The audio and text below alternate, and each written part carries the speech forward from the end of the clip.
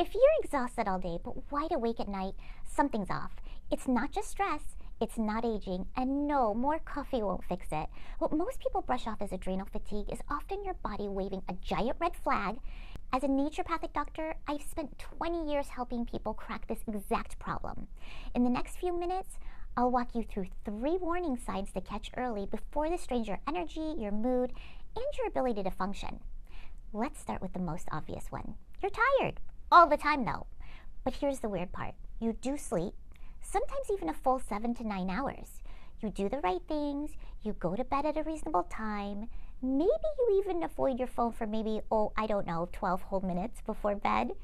And yet you wake up feeling like you got hit by a slow-moving emotional truck. That's one of the most common signs people associate with adrenal imbalance. It's not just about sleep quantity, it's about how your body is handling stress and its recovery. Because sleep without recovery is just unconscious exhaustion. Now, this sign is confusing and honestly a little annoying. You're exhausted during the day, but when you finally lie down at night, boom, out of nowhere, your brain remembers every embarrassing thing you said in 2014 and wants to rewatch it in HD. You feel tired, but your body refuses to shut off. This wired but tired feeling is your system stuck in overdrive. It's like your internal energy switch is only broken and has 2 settings.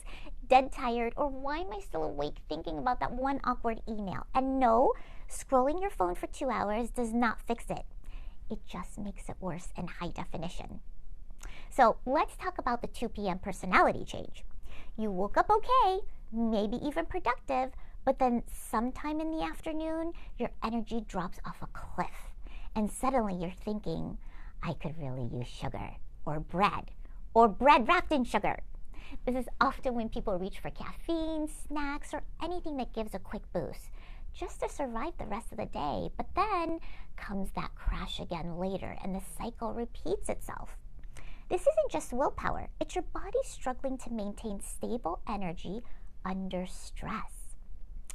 This next sign is a little sneaky. This is when you walk into a room and forget why you're there. You reread the same sentence 5 times. Sometimes people may ask you a simple question and your brain responds with a look of, I don't know. And emotionally, things feel more reactive than usual.